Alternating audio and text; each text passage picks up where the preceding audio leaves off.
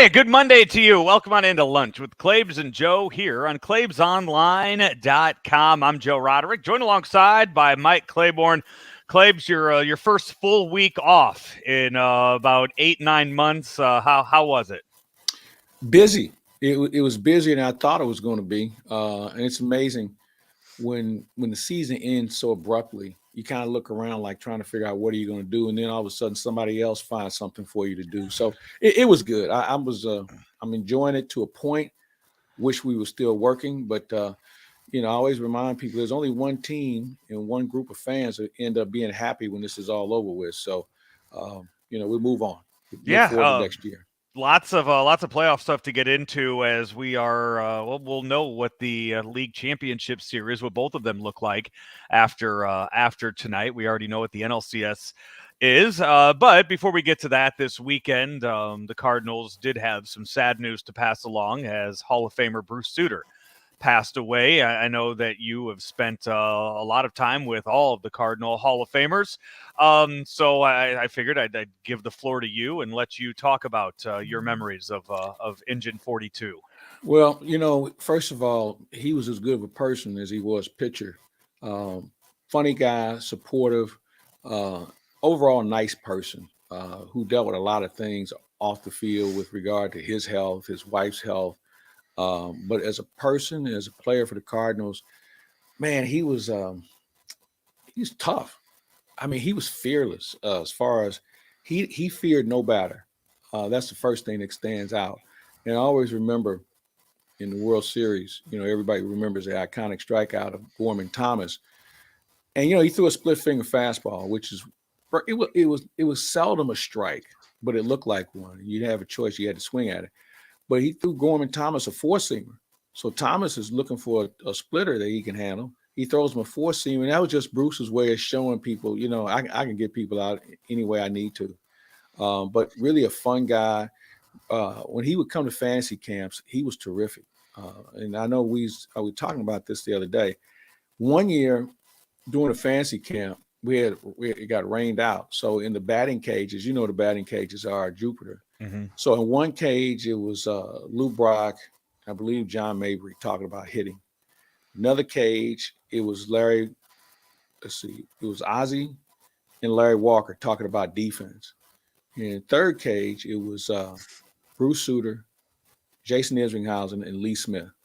So that's about 1,000 saves in that one room. And to hear them talk about approach and getting ready, and you got to remember, Bruce pitched in a different era. He come in the seventh inning and get guys out and just carry the game till the end.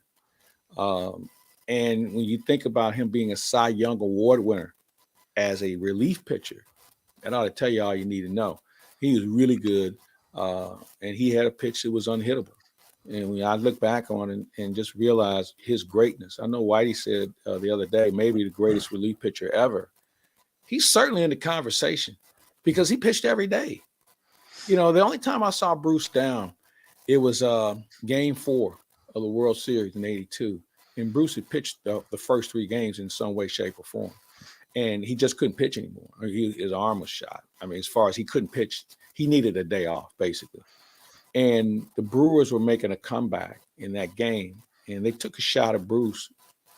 He was standing in the bullpen, and it looked like he was helpless. He wanted to get in, but Whitey couldn't pitch him.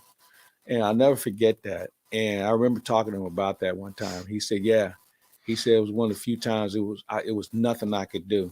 And I felt like I was letting the team down. But, he couldn't pitch. Just his body wouldn't allow it. But wonderful man, great Cardinal, who, when he got his money and he left, he went back to Georgia and lived in the mountains in Georgia. And we'd see him in fantasy camp. But I knew something was going on because he didn't show up for the '82 reunion. He had taken a fall the day before, and he didn't make the reunion.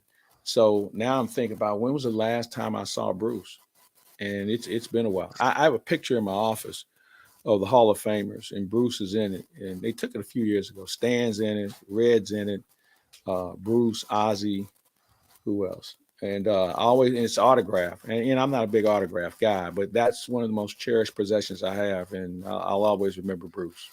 Yeah, 300 saves on his career, and his career ended probably a little sooner than it should have. He dealt with some shoulder injuries late in the so that 300 number definitely could have been a lot higher by the Well, time when you he. think about how they used him then, Mhm. 300 was a lot. And when you think about it, now they use guys differently. And tell you a quick story.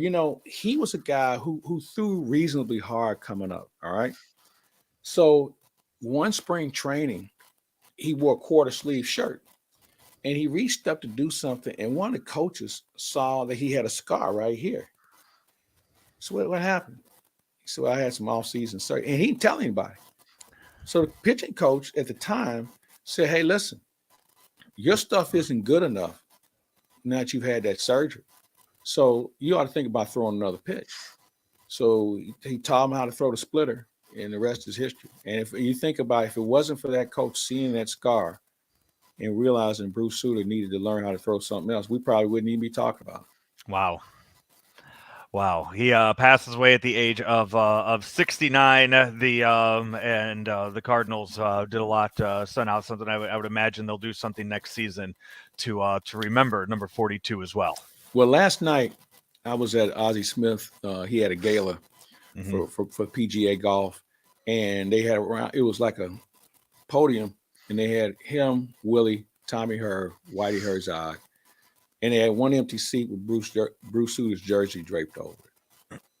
And Ozzie spoke at the beginning about Bruce, and the other guys eventually talked about him as well. It was a moving night, and he won't ever be forgotten for what he was able to do for the Cardinals. The postseason moves on. As I mentioned, we are close to finding out what the League Championship Series matchups are going to be. 3 of the 4 teams are already in there, in the National League. It's a battle of the 5th seed and the 6th seed, the 2 lowest wild cards, as the Padres will play host to the Phillies tomorrow night. We wait and see where the ALCS is. We know where it's going to be, and that's in Houston. Find out who the Astros opponent is tonight. Game 5. No days off. No, they haven't had days off. They haven't had a day off in 4 days now because of the rain out of Game 2. The Guardians and the Yankees back in the Bronx tonight for Game 5, and this is the first time that we get to see that no off day. The scheduling, how that's going to affect the teams in this one. It's really not much different than the season. I mean, but in the season, though, I mean, in a game in July, it's not high leverage every single night where you kind of have that in the postseason. Yeah. Well, you know what? I a couple of reasons.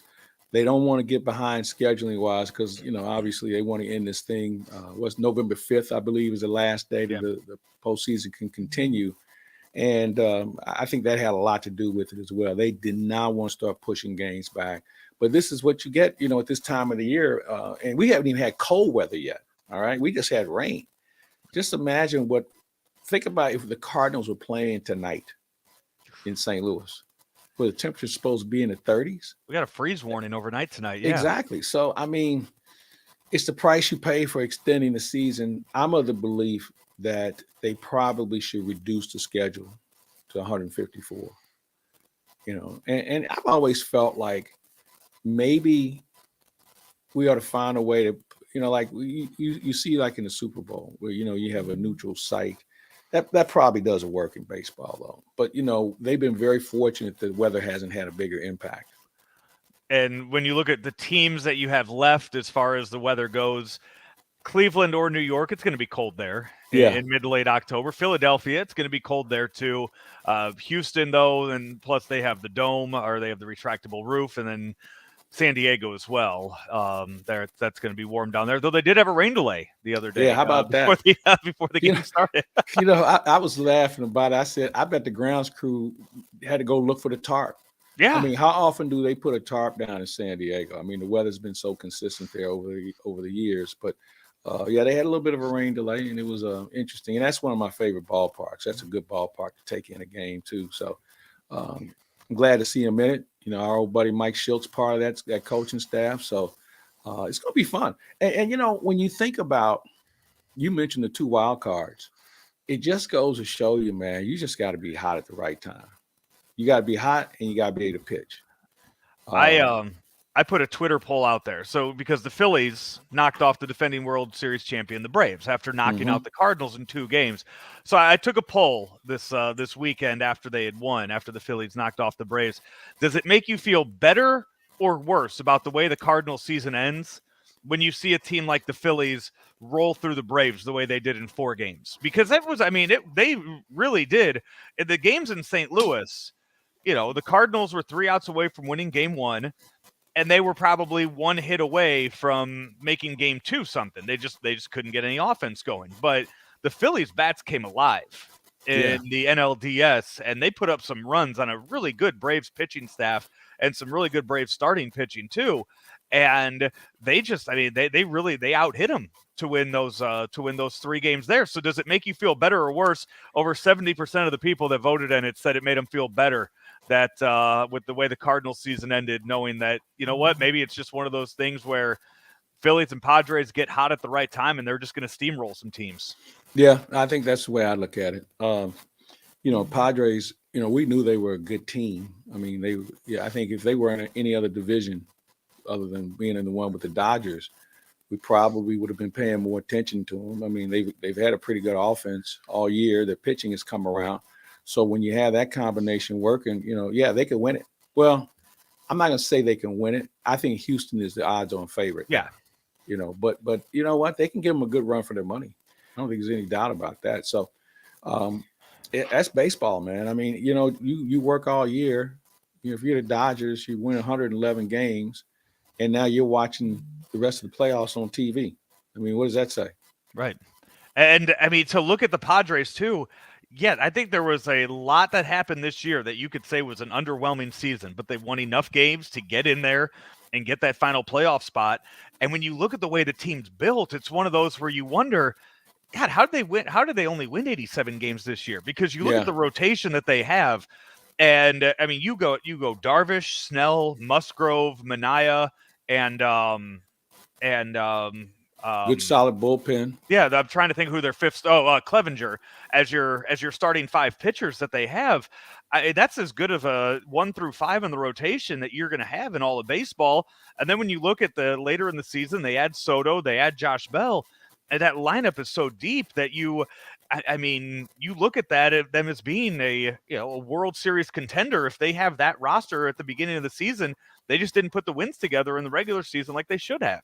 Yeah, you're right. And you think about the fact that they had to deal with the distraction of not having Tatis Jr. That cloud was over their head for a while. You have a new manager. And I'm glad to see him get his just due. Bob Melvin's been a good baseball manager for a long time. He's just been with some bad organizations that didn't believe in development or didn't believe in investing in players. And I think we're seeing what he's capable of doing. So, overall, it's a good story. And, Philadelphia is a good story, too. You think about their manager, he replaces their Joe Girardi, and nobody really knew what they had. Then Harper gets hurt. And, you say to yourself, well, what are they going to do? Bohm is a guy that they've been counting on to do something more. You got Rhys Hoskins, who finally has started to come around. You didn't even have a center fielder. Think about it. Matt Vierling, the young man from St. Louis, was getting the bulk of the work, and they're just running different guys out there right now. Mm-hmm. Kyle Schwarber struck out 200 times this year, but he also hit 46 home runs, who's a better defender than people give him credit for. And Castellanos didn't do very much this season. Now, all of a sudden, he's swinging the bat better. And Realmuto, to me, is probably the best two-way catcher in the game. You think about the fact he led the team in stolen bases as a catcher. He's thrown out a good rate of runners on the base pass, and he hits for power. I think he's the best catcher in the game right now. And inside the park home run. When was that the first ever inside the park home run by a catcher in postseason? Yes. I was going to say, you can't imagine that there were any other instances where that happened, but that's, things are going your way when you're getting inside the park home run. You're right. So NLCS, both teams too. They're going to be ready to go. They're going to have their rotation set and ready when that series starts. Who do you like in it? You and I have both praised both teams. I like San Diego by a little bit. I think the pitching is a little deeper. I think the bullpen is a little better than Philadelphia. and they pose some matchup problems. They're pretty good defensively also. And, when you think about Machado, I think Machado's probably second best third baseman in the National League, if not of all of baseball. In all baseball, yeah. And then you think about the rest of those guys. You mentioned Josh Bell, who's starting to come out of it a little bit. Soto, we've talked enough about him. Everybody knows how good of a player he is. So it's going to be fun. And then the Nola brothers will have a chance to face each other. Yeah. So that'll be fun. But I like San Diego by a little bit. And Trent Grisham is kind of coming on. He's one of those postseason stories that you get every year. He's had 2 good rounds so far in the postseason, offensively and defensively. So that's kind of an unsung hero when you look at all the stars the Padres have too. Yep. Yeah, I wouldn't mess with him. Just leave him alone. Don't even tell him it's a postseason. Whatever you feed him, let him keep eating it. And then tonight, Yankees Guardians. I don't know what the pitch. I didn't look at what the pitching matchup is for tonight in that one, Game 5. But Garrett Cole went out there and shoved in Game 4, 7 strong innings out of the guy that you're paying to win those big games, those winner go home games. But tonight you're going to have. I haven't seen it. Have you seen who's on the mound for this one tonight? No, I haven't looked at it. Everybody probably but Garrett Cole. Deck. Yeah. But here's the thing. This is a fun series because Cleveland's got 2 guys that lead. They had more walks and strikeouts. I mean, they're a young group of guys that really just play. They got the right manager. And I'll tell you this. I'm going to take Cleveland tonight. I'm going to take Cleveland, even though I'm rooting for Bader and I'm so happy for him. But I just think Cleveland, man, just pushes the right buttons right now. And the Yankees aren't intimidating. I mean, they got some named players. You got to stay out of the middle of the plate with them. But I still think Cleveland's got that little X factor working for them that, the Yankees are expected to win. And Cleveland's like, hey, man, we're just here playing with house money. Aaron Sevale for the Guardians pitching tonight against Jamison Talion for the Yankees. That's your Game 5 matchup this evening. But Talion got roughed up his last time out. Well, it was some dink hits to beat him. But it's going to be a good series. I'm looking forward to it. So we are 1 game away from being 2 rounds into the new format that baseball has. We saw the wild card weekend, and then we saw the games this week. What is your overall assessment of how things have gone, and do you see any changes happening after this year? I guess in the way of reseeding, probably. I think that's the one thing that might come up again. I think that'd be a good way to do it. But I like the process. I like the way it's done. And maybe I've been hanging around Joe West too much, but, I like the day baseball. When we had the games in the first round, I like the day baseball for some reason. And I think that Joe made a great point about the time of the games because we saw it in St. Louis when those shadows started creeping in, somebody's going to get killed. They won't see it. So I like that direction. So we'll see what happens. But as we know, TV dictates everything. So we'll see if they can be nice enough to accommodate some of us daytimers. Thank God that Houston-Seattle game 3 started in the daytime. 18 innings, 1-0. After 18, Jeremy Pena with the home run in the top of the 18th. I had done like multiple things during the day, only to come back and still see that game going on. It was something. And Jeremy Pena, whose dad, Geronimo Pena, played for the Cardinals. Man, that was a guy who had as much talent as anybody. He could not stay healthy to save his life. I remember one year he stepped on his glove trying to make a catch and tore his shoulder up, pulled his shoulder out of socket. That's how unfortunate he was. Yeah. 18 innings. I was remembering some of the stories that Joe was telling about that World Series game between the Astros and the White Sox. In that one when we had Jerry Reinsdorf on the show. New episode up, by the way. Tim Kirkjian is our guest this week for 5460, the Joe West podcast. Go to wherever you get your podcasts and search 5460, the Joe West podcast, and you can find our chat with Tim Kirkjian from last week, talking about this year's postseason and a lot of the other changes that we've seen over the past few years in Major League Baseball. We take our first break. This is Lunch with Claibs and Joe. We are powered by Ameren, Illinois, and driven by Mungenast St. Louis Acura. Back in 1 minute.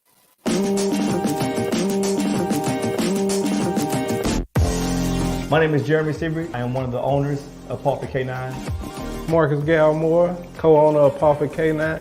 What makes us different from other dog companies is there is no breed left behind. We stand by that 120%. We specialize in aggressive behavior modification. We don't turn away. We bring them in for a free evaluation to see if we can help the dog. Here at Pawford K9, we focus on the owners, educating the owners. How do I get this dog to give me the behaviors that I'm asking for without the treats? So that's when me and Marcus come in. We train the dog, so when you take the dog home, you don't need the treats. The dog is doing it because you're asking it to. After each training package, we go through a series of lessons. We keep going until the owner gets it.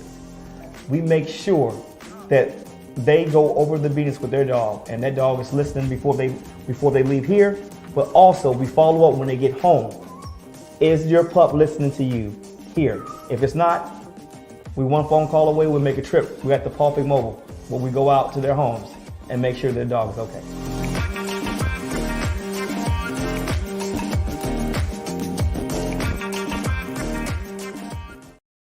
Back here, lunch with Claibs and Joe, powered by Ameren, Illinois, and driven by Munganass St. Louis Acura. We were actually out last week at the Munganass Alton Toyota dealership and talking to them about all the new cars. I talked to Jamie after we left there, Mike, about that Sienna that I drove.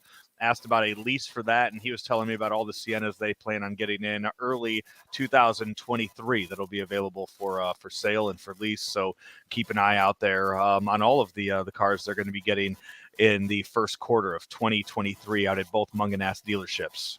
And you know what? Now's a good time to place an order. At least go out and take a look at them and just see what you're getting, because once they arrive, they won't be there long. So you might want to get out there now and place an order, put a deposit down, and make sure that you are in good position come the first of the year. Claibs, you mentioned earlier in the show that on Saturday night you were out at the Blues home opener at Enterprise. They took on the Columbus Blue Jackets, winning 5-2 in front of the home crowd. No better way to start the season than a big victory like that. Yeah, it was good. You always want to get off on a good foot. I don't put a lot of stock in what I see at this time of the year. I don't really think you know what your hockey club looks like until around Thanksgiving, maybe even Christmas.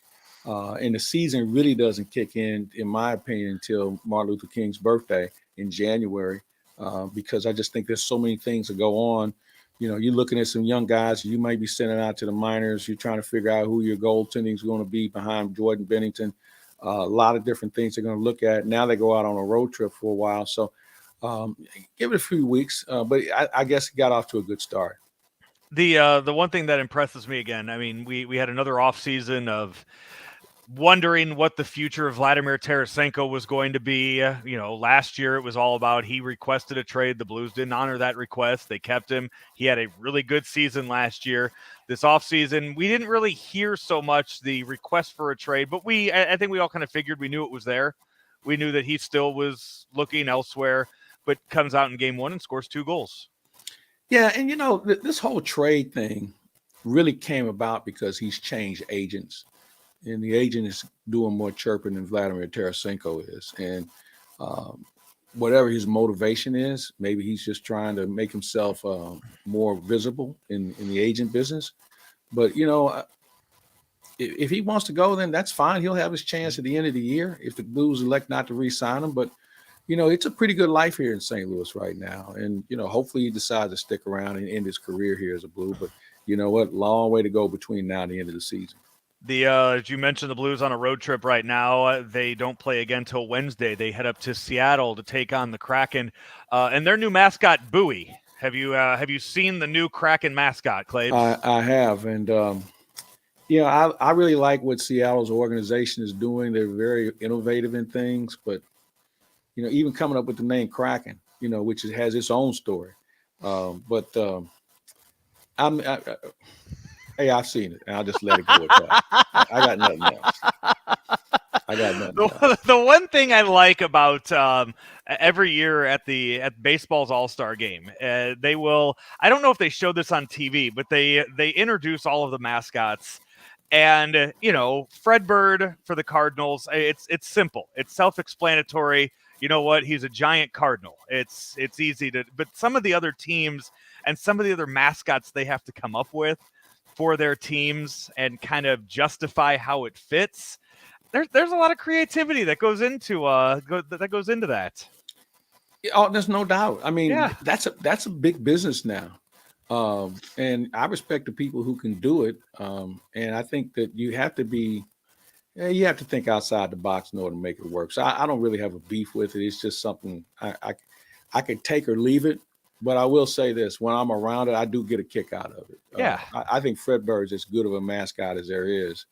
When you think about him, the Philly Fanatic, the San Diego Chicken from yesteryear, there's a few, and then there's some that have fallen flat on their face. The one the Rams had was Rampage. Yeah. That didn't go over well. And there's some other ones, but you know what? It's part of our society. What's the Flyers? What's their Oh yeah, he caught all kind of grief, man. I can't think of the name of it, but I remember when he was unveiled, and everybody was like, "You have to be kidding!" And it works though. I mean, that you see it now. I can't, for the life of me, I can't think of the name of him right now. But he was. You know what? WWE had a pay-per-view 2 weeks ago in Philadelphia at Wells Fargo, and he was in a lot of backstage segments at that. So they worked him in. And I bet the home crowd loved it when he was up there on the screen with. Well, he's got his work cut out for him, trying to be on the same level as the Fanatic. Fanatic has been one of the best ones of all time. He's got his work cut out for him. Yeah. So Blues again. They're at Seattle, at Edmonton, at Winnipeg. So one of those West Coast road trips here to start the season. Yeah. I'm reading one of our texts from Julie, who's talking about the fact that it's not for the adults. You're right. But here's the thing, Julie. You don't want to have a mascot that scares the bejesus out of the kids either. Right. And some of these mascots are just so hideous. And I've seen kids have sheer terror on their face by what they see with the mascots. But you know what? They entertain adults too. So it's all good.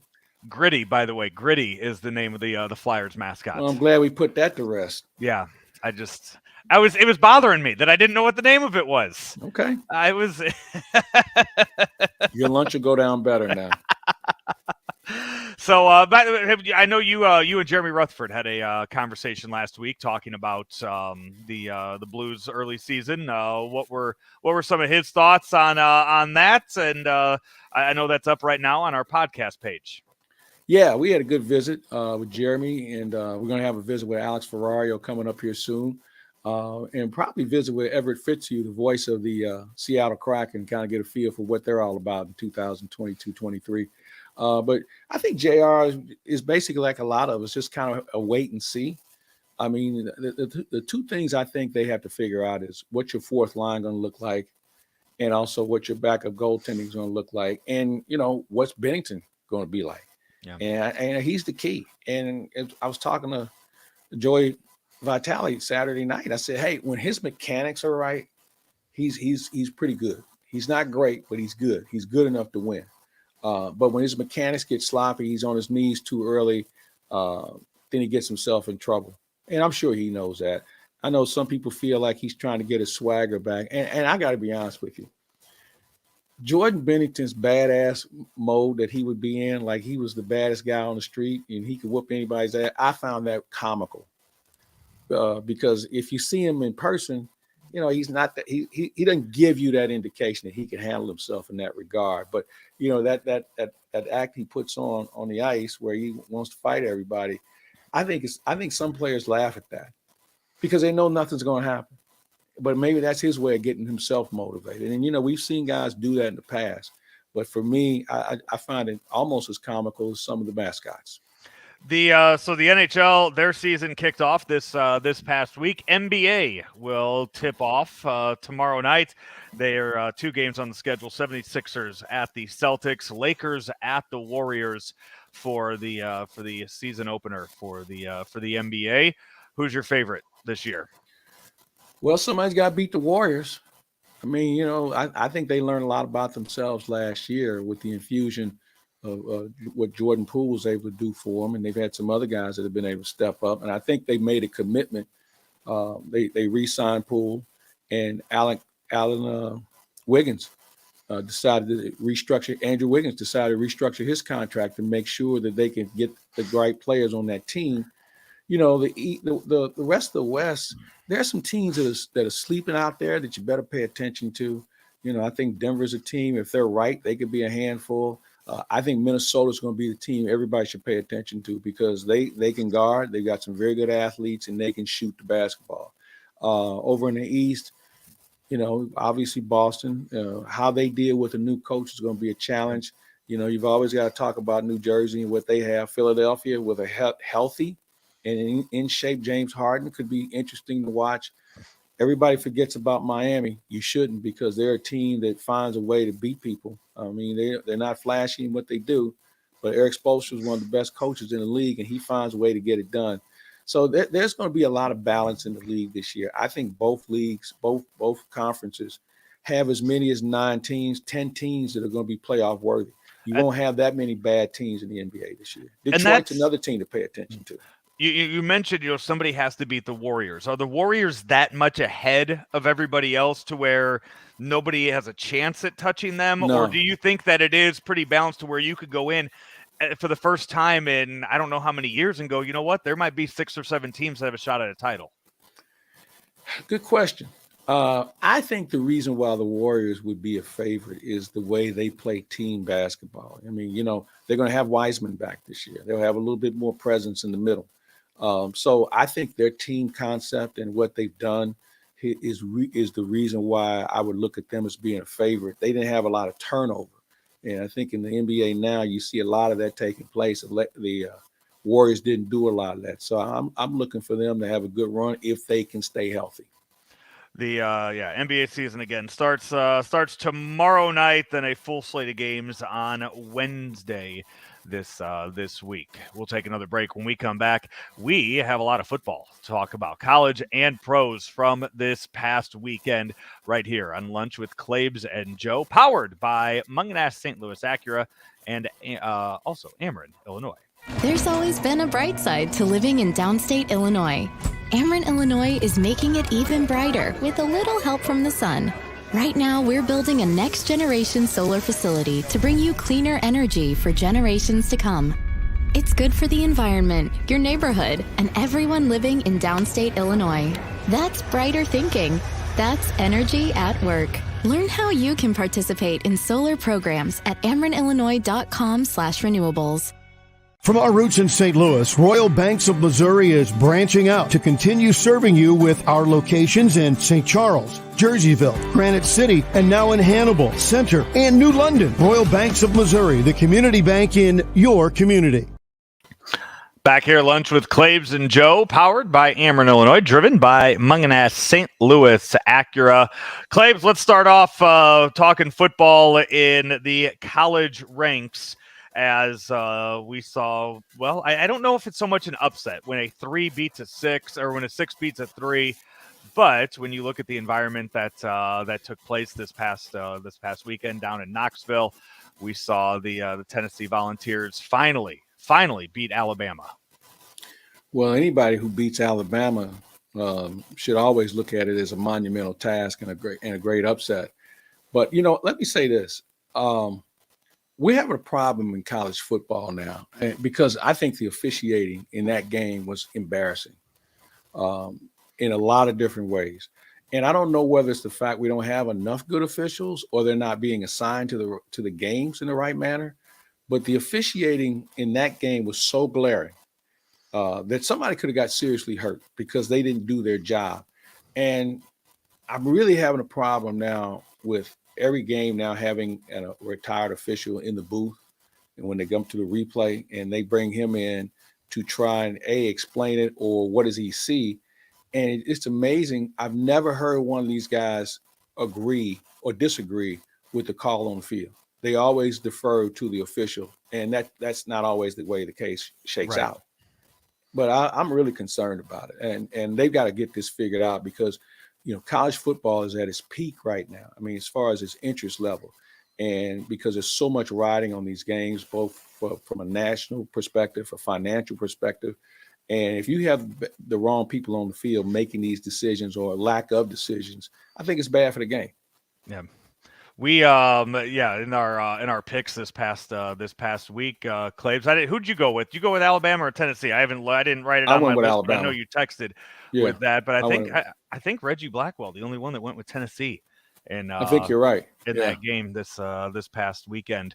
Illinois, though, they continue to impress. They knock off Minnesota in the game, and they're only going to move up now in the rankings now with a 26-14 victory.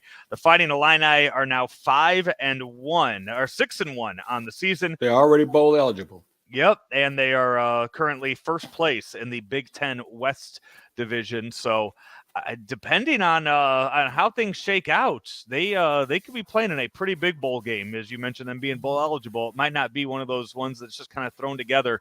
It could be a pretty big year for Illinois, and Brett Bielema has those boys playing really well. He really does. A tip of the cap to him. I'm not the biggest Brett Bielema fan, but it was some things that he did in some other places that I wasn't on board with, but I certainly respect what he's doing now.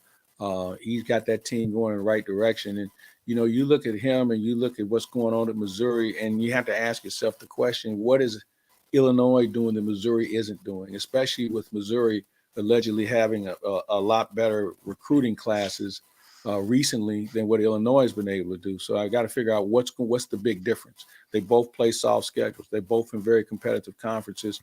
And yet and still, when you look at Missouri and them spinning their tires a little bit compared to what Illinois is doing, I don't know what the answer is. And by the way, while we're on the subject of college football, you watch Alabama and Tennessee play on Saturday, and then you say to yourself, and Missouri's in the same conference with those schools? I mean, there's a big gap, isn't it? Yeah. I mean, it's a big gap. And the question is, how can Missouri narrow that gap? Yeah. How can they do it? Because the problem that you run across now is you go out and get blue chip recruits. You have 2 years to get them figured out and get them in play, because the transfer portal will put them in a position where by year 3, and they're still a good player on a bad team, they're going somewhere else. Mm-hmm. And that's the direction we're going to see a lot of these programs look at. That kid that they were in on 2 years ago, he's at a bad program, is not winning. I guarantee you they'll reach out to him, or somebody will make contact with him to let him know, hey, we may have a spot for you here. Looking at Illinois' schedule right now, they have a bye week this upcoming weekend. Then they are at Nebraska, who we know has already changed head coaches this year. Michigan, then they're home against Michigan State, home against Purdue, and then the big one. They should be 9-1 by the time they head up to Ann Arbor and play at the Big House against Michigan. And who knows how much they're going to climb the ranks by then. Yeah, that's a good point you make. And Michigan's beatable. They're beatable. I mean, it's not like Illinois as a program, not under this particular coach, but Illinois has gone to Michigan and gone to Ann Arbor and beaten them in their own backyard before. I mean, they've had some decent success there. So you say 9 wins. You know what, Joe, they could be well beyond anything we expected. Well, they already have. They've already won 6 games. But, 10 wins is a real number for them. Oh, yeah, absolutely. When you look at 9-1 there, I mean, and after that, it's Northwestern and then a bowl game. So 9 wins, I think is very reasonable or 10 wins is very reasonable to expect by them out of this points. By the way, when you think about the playoff situation, what do you think that first ranking is going to look like? And all the teams that are right on the cusp trying to get in, are we going to have a popularity contest and recognizable programs, or are they going to play it straight and reward the teams that are having good seasons? I saw some college football media member post a very real scenario where it could be all 4 SEC teams in the tournament. That there is a very real possibility that Georgia, Alabama, Tennessee, and Ole Miss could all have 1 loss by the end of the year. And what happens if that's the case? Because, I mean, Ole Miss right now, they are undefeated. They're 7-0. Tennessee is 6-0. Georgia's 7-0. And then you have that Alabama. But right now, every win now, they're going to drop, but then they're going to start climbing up with every win after this. Yeah, they got the 1 loss out of their system. So you make a good point. And I'll tell you one thing. There's a whole lot of people wishing they would have expanded this playoff situation before now. Because a good team's not, Joe, a good team's not going to be in it. Yeah. You know, it may be 2 or 3 good teams. And, you know, we haven't even talked about the West Coast. I mean, I know USC lost to Utah the other night. Utah's a pretty good team. But we haven't even talked about the teams that are right there on the cusp looking in. And may have had their own loss. Exactly. Yep. TCU, they're 6-0 right now on the year. So, and then, you know, okay, as you mentioned, popularity contest. A team like Syracuse right now, they're 6-0. What happens if Syracuse just keeps winning? They have Clemson coming up this weekend. What happens if Syracuse beats Clemson in Clemson this weekend? How much do they jump? Yep, you're right. I think it's anarchy at its best. So I'm looking forward to seeing how they come up with a logical excuse on why certain teams aren't ranked higher or not part of this bowl process, championship. And then, then in the NFL, I mean, it's kind of different there. I don't know. The Bills are good. The Bills and the Chiefs are 2 Super Bowl contenders, and we just watched an AFC Championship preview this past Sunday in October. The next time those 2 teams play is going to be in January, and it's going to be up in Buffalo for a chance to go to the Super Bowl. Let me ask you a question. Is the AFC already decided between those 2? I mean, is there anybody else that's even kicking the tires on being part of that conversation? Who else would you outside of Cincinnati or Baltimore putting a good run together in the postseason? Because we both know they have the players to do that. Yeah. We both know Lamar Jackson could take over a game and he could beat one of those 2 teams. Joe Burrow did it last year, so we know he's capable of it too.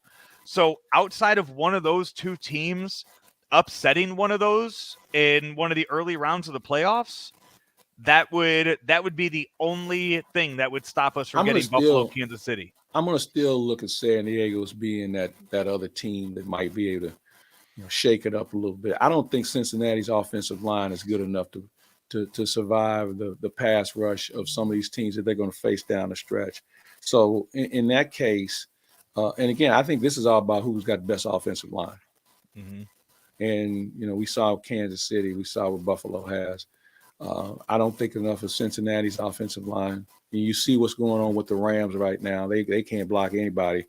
So, but I think your point about those 2 teams obviously being at the head of the class, I'm not going to count out San Diego. What about the NFC?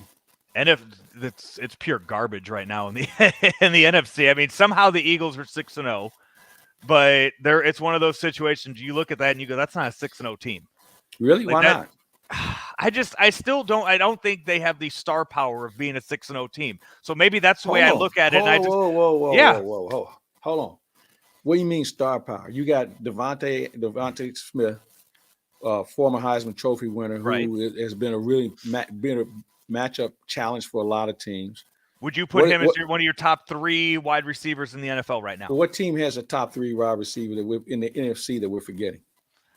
You're saying in the NFC? I was talking football. Well, you know what? I think he's getting there. Okay. I think he's getting there. I mean, and here's a question. What's Jalen Hurts done where he wouldn't be in a conversation of being on a good team? I mean, Jalen Hurts has been a winning player everywhere he's been.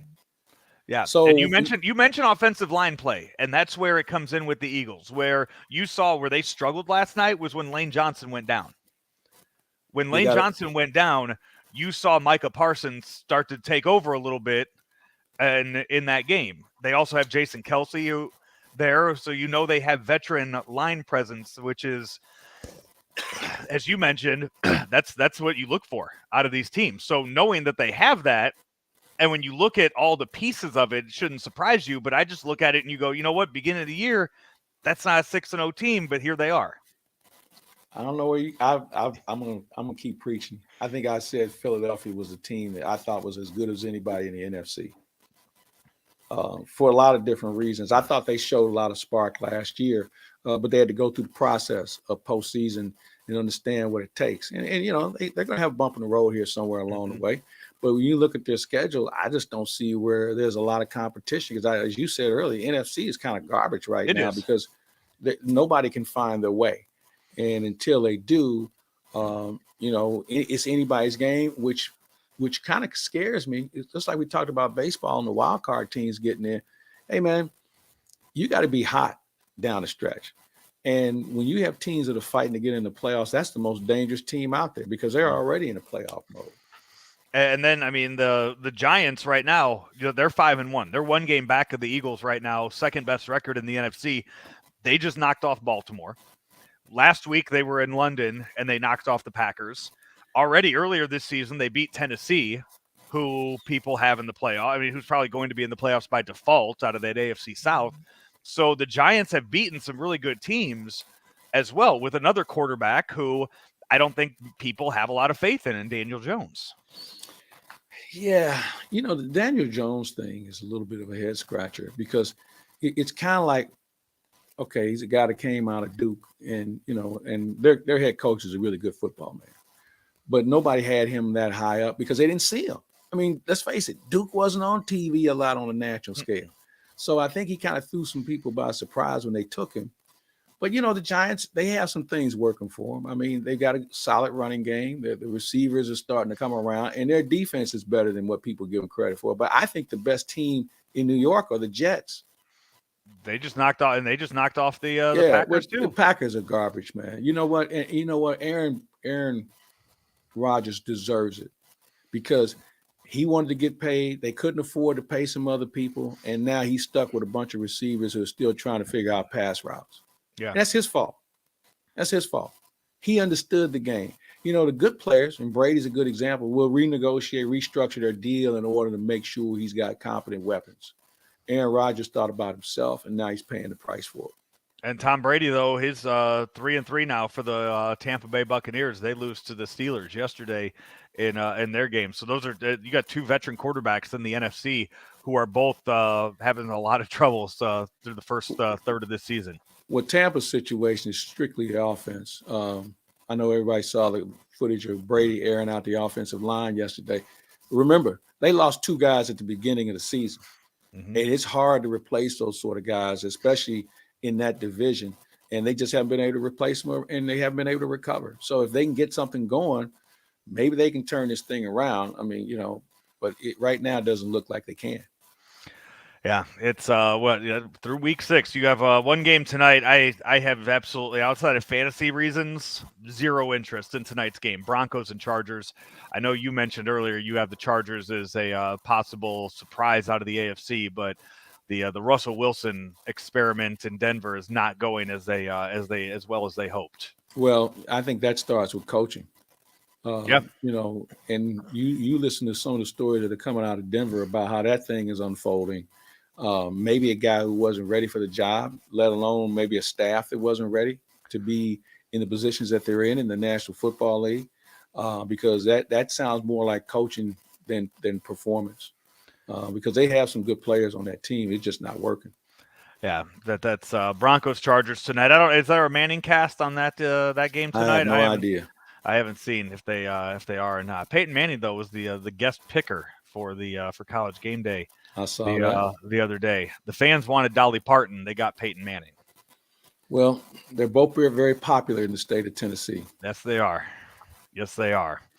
That's going to do it for our show today, Claibs. You mentioned you have a few things brewing this week coming up on the site, talking some hockey and other things. And everything else that we have going on. Baseball stuff, a new Dr. Rick podcast coming out tomorrow. Plenty of new content each and every day here on Claibs Online. Plus, Huddle Up with Howard coming up on Thursday, as you guys have been knocking those out each and every week as well. Yeah, we got a lot of stuff going on. We want to let everybody know to check us out, and they can find us in a lot of different areas. So just, you know how to find us, and we promise we'll have some good content. He is Mike Claiborne. I'm Joe Roderick. This has been another edition of Lunch with Claibs and Joe, powered by Ameren, Illinois, driven by Munganess St. Louis Acura. And we are right here each and every week on claibsonline.com. St. Louis Acura has an unbeatable selection of new cars arriving daily, like the all-new 2023 Acura Integra. We also have a great selection of over 200 pre-owned and factory precision courtesy vehicles with finance rates as low as 1.9% for 36 months with approved credit. And we've added Saturday service hours to our newly renovated service facility. Don't forget, we'll buy your vehicle here at our dealership or from the convenience of your home. St. Louis Acura, better than ever for you.